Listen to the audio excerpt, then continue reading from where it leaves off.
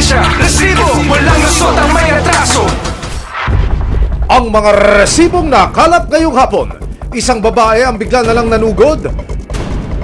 Dinuro-duro at pinagsasampal ang isang lalaki sa gitna ng kalsada sa San Mateo, Rizal. Galit na galit at halos magwala naman ang parehong babae habang kausap ang dalawang menor de edad. Ano ang dahilan ng pagiging emosyonal, panunugod at tila pagwawala ng babae? Trabaho ba ika mo? Paalala sa mga naghahanap ng pagkakakitaan, baka sakaling magkapera, ikaw muna ang peperahan? Bawal yan! Ano man reklamo, bibigyan tugon. Bawat hinaing at problema, hakanapan ng solusyon. Ito ang bago ninyong sandigan, hindi palalampasin ang makatiwali at maling gawi.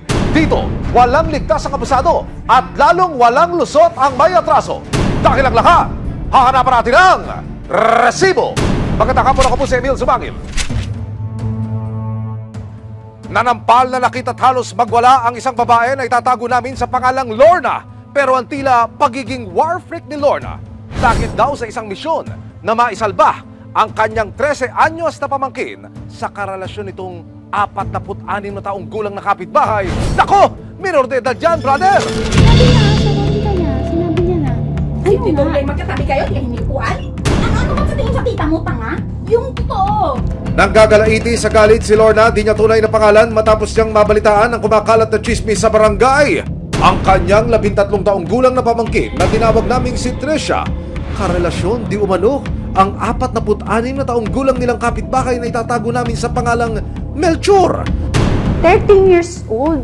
Tapos prone sa sexual activities. Tapos ang hindi ko gusto ron is nagiging comfort zone ng dalawang bata yung ganong pamumuhay na okay lang. Ano mangyayari sa buhay niyo? Kaya si Lorna nag-alaspay at nag-imbestiga kung ano nga ba ang totoong relationship status ni Trisha at Melchor. Hanggang isang profile picture ang bigla na lang bumulaga sa kanya. Doon sa profile picture, larawan nyo nga ako sa amin. Ano makikita namin? Yung lalaki po, katabi po yung bata, which is yung pamangkin ko, with puso.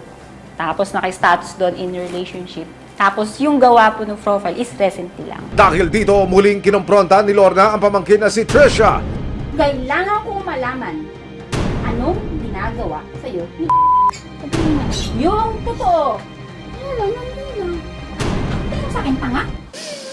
Pero something smells fishy raw kay Lorna. Dahil ang ama ni Trisha na mismong kapatid niya, mukhang binasbasan pa raw ang relasyon ng anak at ng kapitbahay na si Melchor. Feeling ko is, meron pa siyang ibang nakukuha. Naman po kung gutom lang, may trabaho siya eh. Gusto ko ma-realize niya na mali siya. Huwag niyang gamitin yung bata bilang resource. 8 taon na raw hindi nakapipiling ni Trisha ang kanyang ina. Kaya ang tiyakin na si Lorna na ang nagmagandang loob na pangalagaan ng dalagita. Di bali na humagalit sila sa akin ngayon? At least in future, makita man nila to, ma-realize man nila, may ginawa ako. Isang 13 taong gulang na dalagita sa Rizal, ginawang nobya raw ng 46 na taong gulang nilang kapitbahay. At ang say ng kanyang tita Lorna, this cannot be. Kaya naman nitong nakaraang linggo, dumulog si Lorna sa resibo para ilapit ang kanyang problema. Sir, gusto ko makulong yung lalaki. Di ako talaga papayag, sir. Igugo ko to kasi wawala na ako ng pag-asa. Agad na nakipag-ugnayan ang resibo sa Municipal Social Welfare Office o MSWDO ng San Mateo, Rizal. Dahil sa sitwasyon ni Trisha, maituturing na siyang child at risk. Kaya kasama ang resibo, MSWD Office ng San Mateo, Rizal at Philippine National Police, Women and Children Protection o WCPC San Mateo, Rizal. Agad kaming nagtungo sa bahay ni Trisha para i-rescue ang dalagita, ayon na rin sa desisyon at assessment ng mga otoridad. Pagdating sa bahay, naabutan namin si Trisha kasama ang kanyang nakababatang kapatid na itatago namin sa pangalang Tintin, 11 taong gulang. Pero ang pagre-rescue sa mga bata, naging pahirapan. Halika, chinelas. Interviewin ko lang na. Susunod nga, tatawagan ay... Magagalit niya sa akin. At magagalit. Kasi... Ano? Ano sinabi niya sa'yo? Ano sinabi niya sa'yo? Gusto alam niya? Gusto alam niya? Alam niya?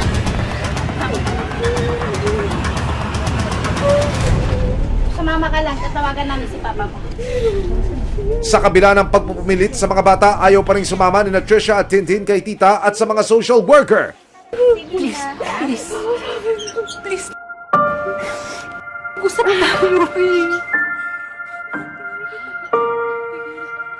Halika. Usap tayo. Sige, dito. Sige, dito. Dito, halika. Nang ma-rescue na ang dalawang magkapatid, agad silang isinailalim sa counseling session. Gusto lang namin na hindi na pa maulit pa. Mag-i-stay kayo sa amin hanggat hindi namin nasisigurado na ang lugar ninyo, ang papa nyo ay napoprotektahan kayo. Sa pahintulot na rin ng mga social worker at ng tiyahing si Lorna, nakapanayam namin si Trisha. Nangligaw po siya sa akin. Nagtanong po kung pwede po manligaw.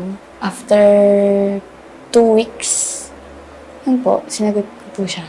Pagbigay po, tapos mabait po. Yung pangangailangan ko po sa school, mga uniform po, ganun. Yung ano po, yung di niya daw po papabayaan, mahal na mahal niya daw po ako, ganun. Ayon sa batas, pang-aabuso ng maituturing ang pagkakaroon ng sexual na ugnayan sa isang 13 anyos tulad ni Trisha. Para masiguro ang kondisyon ni Trisha, pati na ang kapatid niya, inirekomenda ng social workers na isailalim sa medical tests ang magkapatid. Sa gabay ng social worker PNP WCPC ng San Mateo Rizal at ng kanilang tiyahing si Lorna, minabuti ng resibo na samahan sila sa isang ospital para masuri. Agad silang isinalang sa genital examination para masuri kung may senyales ng pang-abuso. Isang 13 taong gulang na dalagita, ginawang nobya raw ng 46 na taong gulang niyang kapitbahay. Isinailalim ang dalagita sa iba't ibang medical examinations kabilang na ang pregnancy test. Ang di umano'y pang-abuso ni Melchor, nagbunga na pala. Positibo si Trisha sa isinagawang pregnancy test. Ako po mismo yung sumama dun sa comfort room. Tapos yun, hindi ko po sana in-expect. Dahil dito, buong-buo na ang desisyon ng tiyahing si Lorna. Nito lang Huwebes, sinamakan siya ng resibo na magsampa ng kasong statutory rape laban sa suspect na si Melchor. Ibig sabihin po yun sa pag-abuso sa bata, yung sa pagkikipagrelasyon sa isang minor de edad po. Yung suspect is may kakayahang mag-isip kasi siya po yung nasa tamang edad.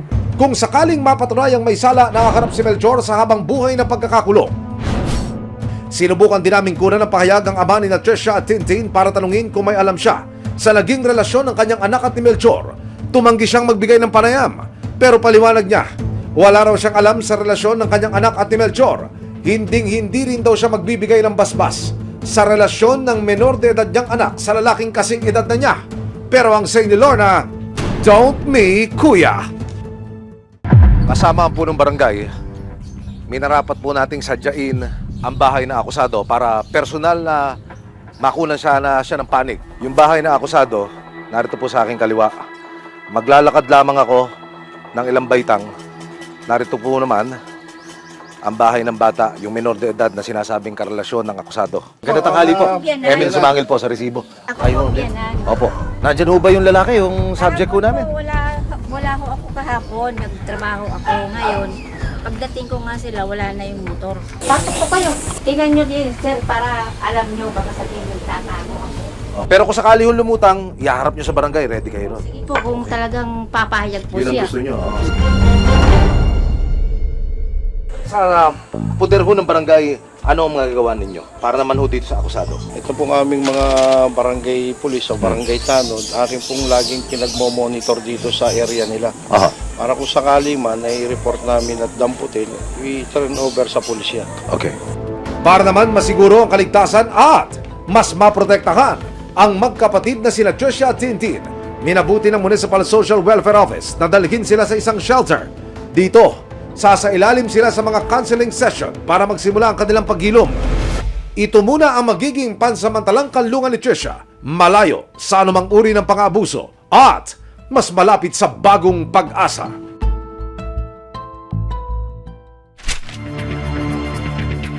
Dating tagatastas ng sinulid sa isang patagian, nag-apply ng trabaho online bilang hotel room attendant. Pero nang pinagbayad siya ng interview fee, medical fee at kung ano-anong fee, doon na siya nagdudang ang ina-applyan pala niya'y isang scam. Sa Facebook page ng Resibo, hindi lang isa o dalawa, kundi sangkaterbang reklamo na tungkol sa tinatawag na trabaho scam ang aming natanggap. Karamihan sa kanila, iisa ang modus na ginagawa. Isa sa mga nagpadala ng mensahe si Vanessa, 32 taong gulang. Nung nakita ko po yan, nagpa-PM sa page. And then, pagdating po sa page nila, may piniem sila po na dun po kami magsisend ng resumes. Samantala, dumulog sa ating action center ang 38 anyos na si Chelsea. Hindi niya rin tunay na pangalan. Nainganyo po ako, ma'am, kasi wala po silang age limit. Tapos, nandun po yung mga position na fit po talaga sa akin. Reklamo nila, isang recruitment agency sa Quezon City ang nambibiktima raw ng mga aplikante. Naninigil daw ito ng fee pero hindi naman nabibigyan ng trabahong inaplayan. Pinuntahan namin ang itinurong address ng sinasabing recruitment agency. Makikita po itong gusali na ito. 4 na palapag na gusali. Narito po yung opisina ng recruitment agency. At ayon ho sa research work ng ating team, hindi lang kasambahay ang tinatanggap na aplikante. Kung nyo makikita ho sa ating surveillance video, marami hong pumapasok ng mga aplikante. Sa labas ng building na ito, makikita ang isang gray na gate sa bandang kanan.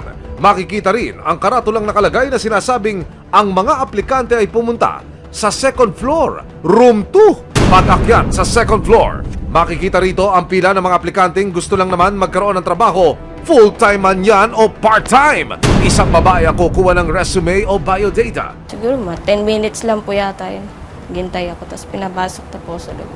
Kumbaga, pag may after silang na-interview sa loob, magpapapasok po sila ng isa. Dito na magaganap ang job interview. Educational background, mga working experience po namin, yun po. Based po din dun sa resume po namin. Tapos tinanong po na willing ba kayong ma-deploy ngayon. So po. Hanggang sabihin na nila ang kanilang magic words. Andyan na yung maniningil na po sila ng processing fee ba po or registration fee para i-process na daw po nila. Babayad po ako ng 300, ganyan. Sabi ko po, wala po akong pera. Tapos nagtanong sa akin, kung kahit ba 100 kung meron ka. Sabi ko, wala po. Sabi niya, kahit 50 na lang. Si Vanessa, matapos malaman na mayroong babayaran, hindi na tumuloy sa kanyang pag-apply.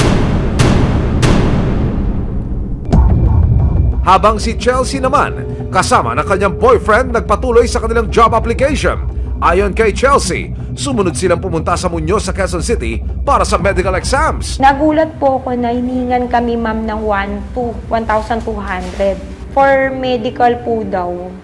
Hanggang sa ituro sila sa Novaliches para raw sa kanilang deployment. Hiningan po siya ng another 400. Tapos after po nun, dadalin po daw siya sa Makati. Aba, pasa-pasa, no? Hindi pa man nagkakapagtrabaho, 1,800 pesos na ang nasingil kila Chelsea. Dahil sa mga reklamong ito, dumulog ang resibo sa tanggapan ng Business Permits and Licensing Department o BPLD sa Quezon City Hall. Napag-alamang mayroong business permit ang recruitment agency na inireklamo. So this is the particular business that you're looking for. Meron siyang mayor's permit number 93907-805. So when I click this, and that's the address. Nag-apply po siya ng permit ng 2023. May detalye po, ha? Yes. September 11, dun namin siya nabigyan na issue ng permit. So valid siya for 1 year. Apo, ma'am. So hanggang September 11, 2024 yung kanyang permit. Pero giit ng BPLD, hindi tama ang maningil ng anumang placement fee sa mga aplikante.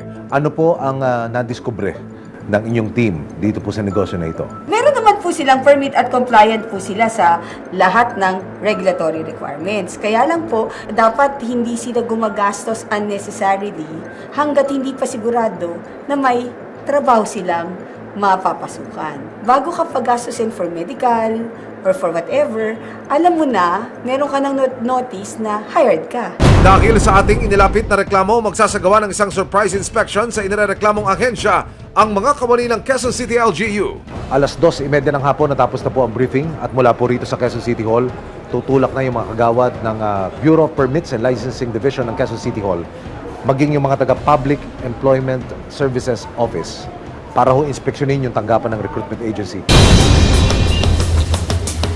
Pagdating sa agency, kinatok na ng BPLD ang opisina ng agency. Pero teka, pinagsaraduhan ng mga kawani ng gobyerno? Bakit naman po ganon?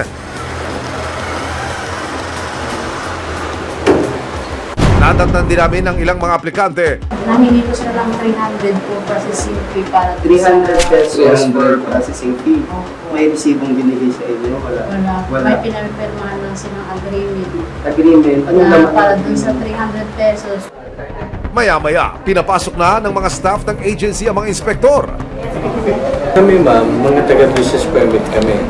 I-check natin yung business permit mo, pati yung mga requirements mo kung nakaka-comply ka. Hindi nagpaunlak ng panayam ang mga tauhan ng recruitment agency pero gate nila, refundable naman daw ang mga sinisingil nila. Refundable din. Ibig sabihin, refundable not only the 300, pati yung sinasabi ng medical nila. Yes, sir. Pero clarify niyo ba sa kanila na yung mga applicants na nagbayad, na refundable ito? Ayon sa mga kasama natin sa Business Permits and Licensing Department of BPLD at Public Employment Service Office o PESO, lehitimong recruitment agency ang inireklamong Workforce Human Resource Management Services.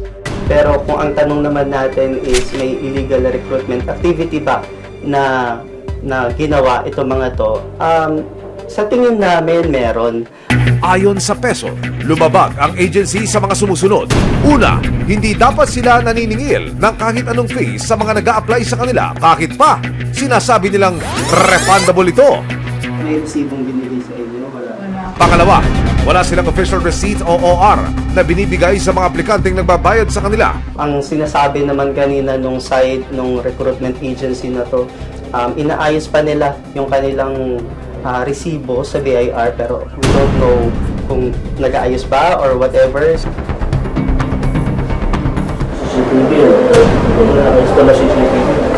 Pangatlo, ayon sa ordinansa sa Quezon City, ang bawat business establishment sa lungsod ay dapat mayroong closed-circuit television o CCTV camera. Walang CCTV camera ang agency sa kanilang opisina at pang-apat, expired o hindi pa nagre-renew ng ahensya ang kanilang barangay certificate. Noong 2023 pa po ito, kailan ito? Nung pagbukas, di ba? Okay. Iakyat ng Quezon City LGU ang report na ito sa Department of Labor and Employment para mas matignan ang kalakaran ng ahensya. Paalala rin nila sa mga aplikante para makasiguro. Maging vigilant lang sila, maging mapanuri. Sa huli, pinayuhan ng mga kawani ng BPLD at Employment Services and Recruitment Agency. Iwasan na nila, tigil na nila. Kapag ginawa nila yan, isang complaint lang ng mga naperwisyo nilang tao, habulin talaga at habulin sila ng batas. So itigil na nila yan hanggat maaga pa.